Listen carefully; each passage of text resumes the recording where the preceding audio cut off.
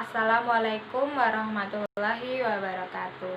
Alhamdulillahirabbil alamin. Wa bihi nasta'in wa la umuri dunya waddin. Wassalatu wassalamu ala asrofil anbiya'i wal mursalin sayyidina wa maulana Muhammadin wa ala alihi wa sahbihi rasulillahi ajmain, amma ba'du.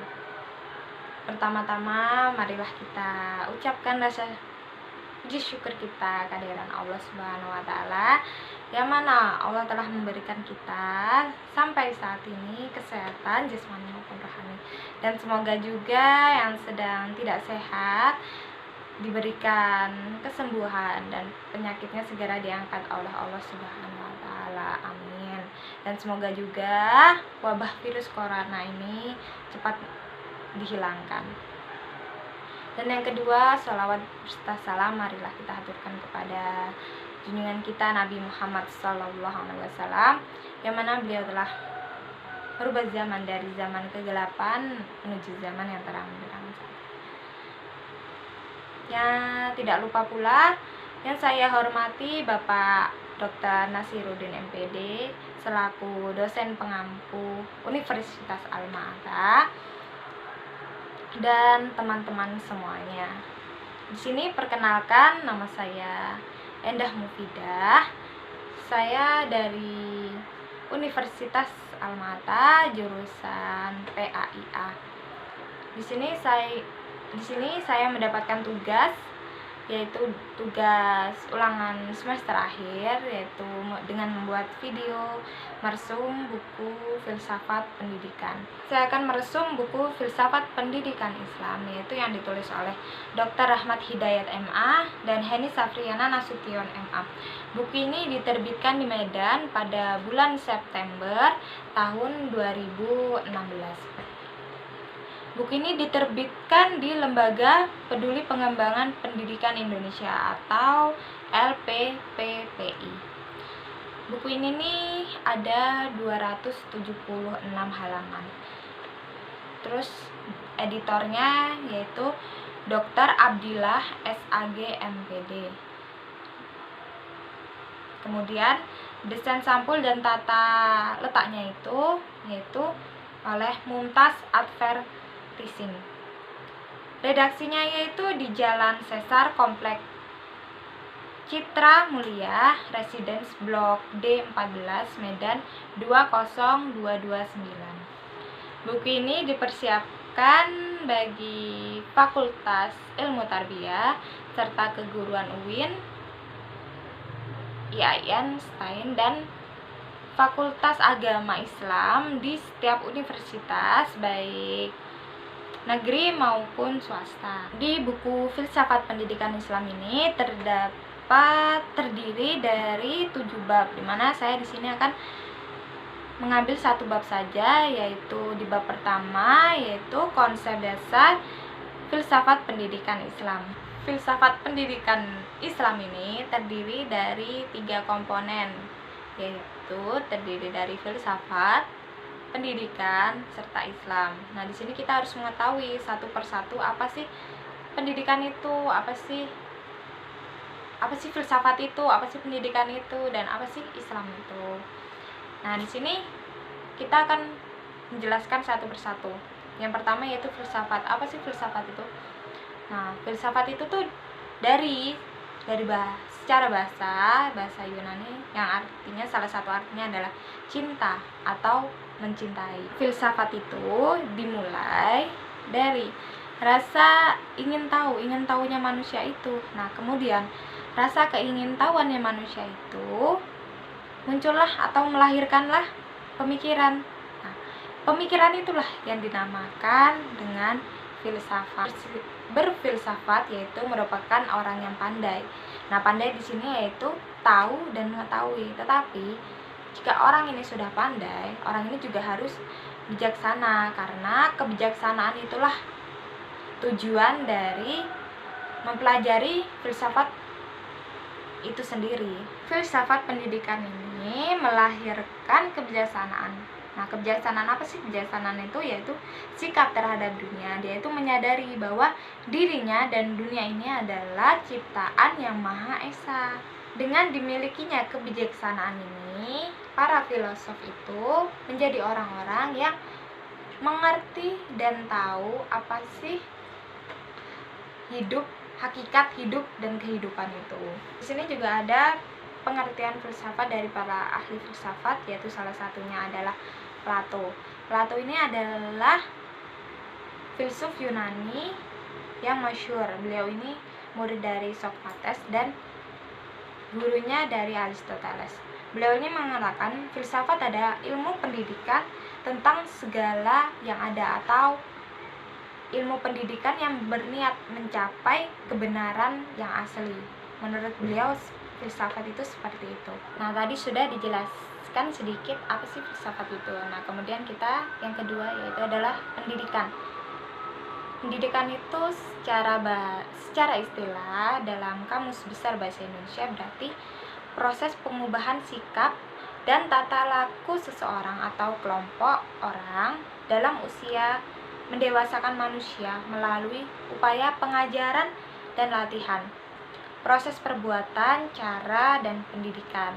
Nah, kemudian juga menurut Ki Hajar Dewantara, yaitu mengartikan pendidikan itu sebagai daya upaya untuk memajukan budi pekerti, pikiran, serta jasmani anak, agar dapat memajukan kesempurnaan hidup, yaitu menghidupkan anak yang selaras dengan alam semesta dan juga masyarakat.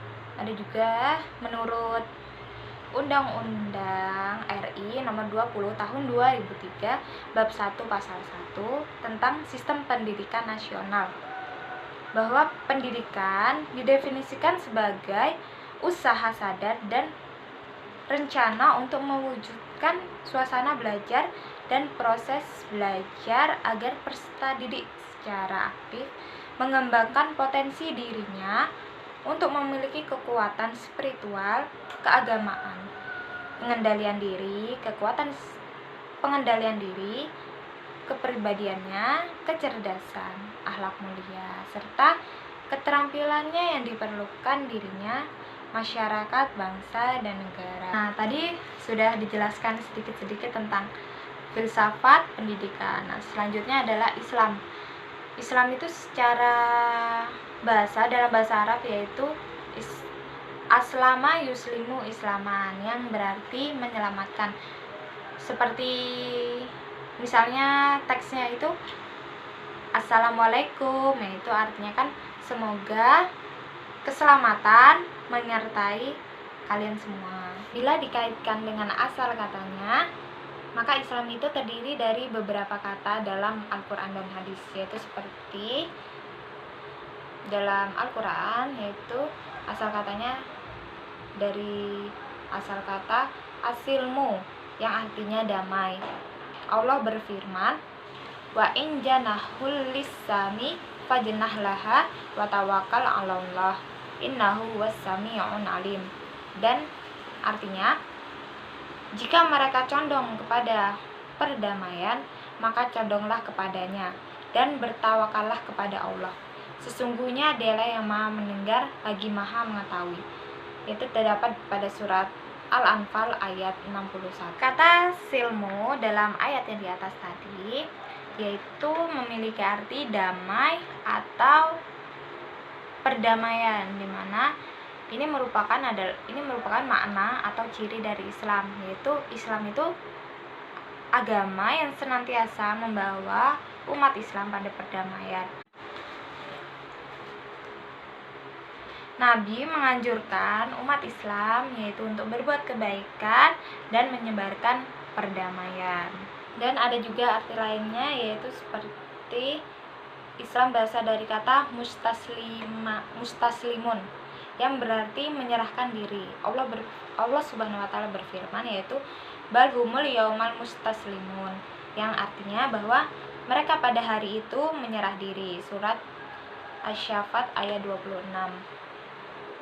Nah, di sini sebenarnya masih ada banyak lagi arti-arti dalam Al-Quran, tapi saya hanya menyampaikannya 2 saja. Secara terminologi atau secara istilah, Islam itu terdiri dari 5 pilar, yaitu membaca syahadat, mendirikan sholat, mengeluarkan zakat, berpuasa pada bulan Ramadan, dan ibadah haji bagi yang mampu.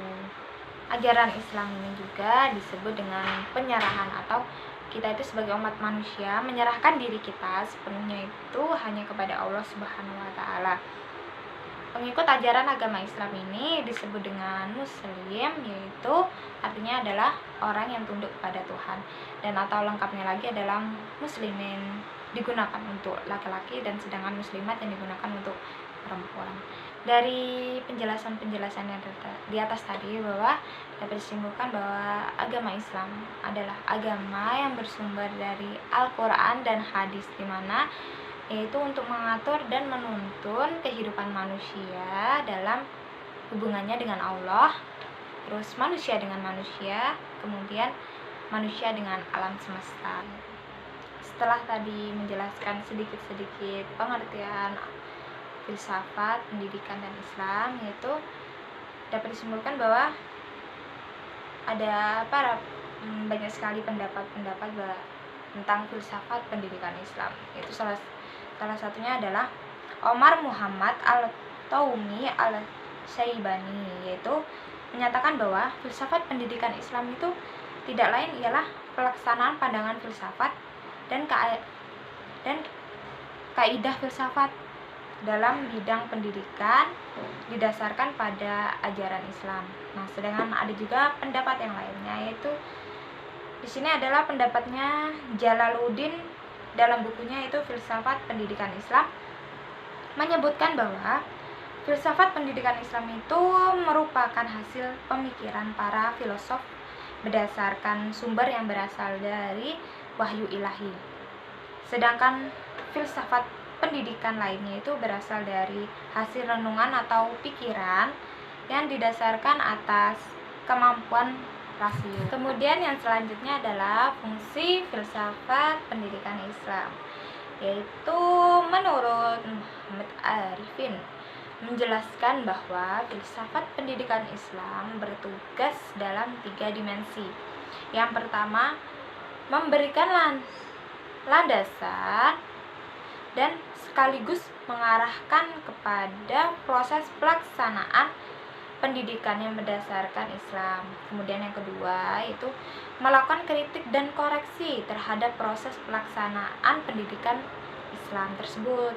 Kemudian yang ketiga, melakukan evaluasi terhadap metode yang digunakan dalam proses pendidikan Islam itu sendiri. Kemudian selanjutnya adalah manfaat mempelajari filsafat pendidikan Islam. Omar Muhammad Al-Taumi Al-Syaibani yaitu mengatakan ada 3 manfaat mempelajari filsafat pendidikan Islam. Yang pertama yaitu filsafat pendidikan itu tuh dapat menolong para perancang pendidikan dan orang-orang yang melaksanakannya dalam suatu negara untuk membentuk pemikiran sehat terhadap sistem pendidikan. Dan yang kedua yaitu filsafat pendidikan dapat menjadi asas yang terbaik untuk penilaian pendidikan dalam arti menyeluruh.